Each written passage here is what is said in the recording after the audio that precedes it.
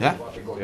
Conor McGrath post-fight with a victorious Paul Redmond. Split decision victory over Lucas Chelwicki here at KSW Dublin in the 3 arena. Paul, you're not happy with the split decision. You thought you should have had that in all cards. I thought it was a unanimous 30-27, to be honest. I don't think there was a round in there for Lucas. And that's not being slating him. I just thought we won every round. I thought I won every round decisively. I bet him to the punch every time. He got one takedown, done nothing off it.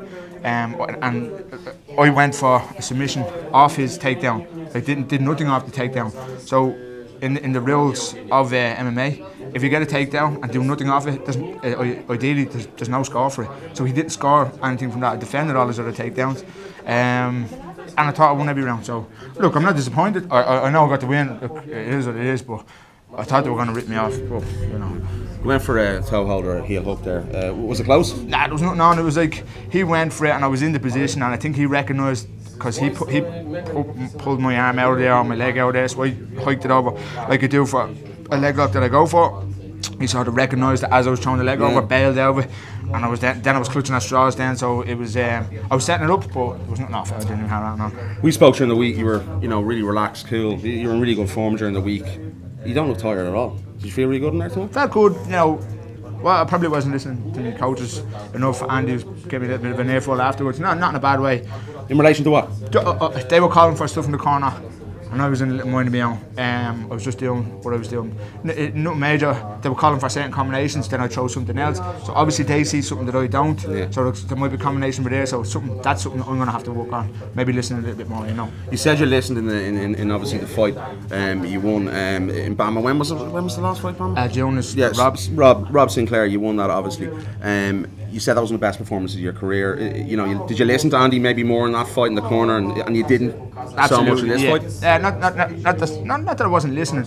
Sometimes when you're in the cage, you just feel what you want to feel, what you want to do, or you could see something in front of you and you go, but maybe they might see, he might be planting his weight ever so subtle on to this foot. So there's a leg kick there, and you mightn't recognise that. Tiny adjustments. Tiny little adjustments, and it's something we have to work on. Listening a little bit more. So that's my fault. So.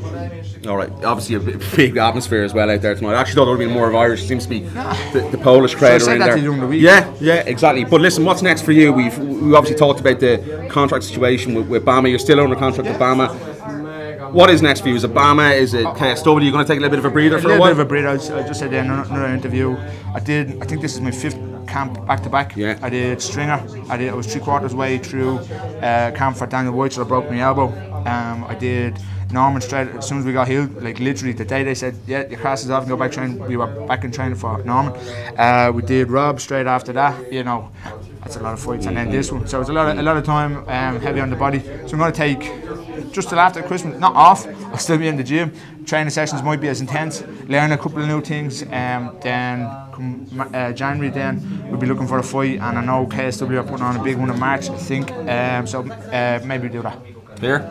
I don't know. I don't think it's here. I think it's abroad, but I'm not 100% where. But there's been a rumour that there's been a big one happening. So I don't know how big I think it can get than the point here. So I would doubt it would be here. If it's abroad, yeah, I'd love to fight abroad. Winner. So you're done with BAMMA then? No. Like I said, we're still in the contract with BAMMA. I've no bad ties. We never fall out with anybody. Yeah. If they offer me something like with anything, I'll fight for anybody. There's no bad feelings or vibes there, anything whatsoever. So we'll just see what happens after Christmas. Great performance. Thank you very much. Paul Redmond, KSW in Dublin.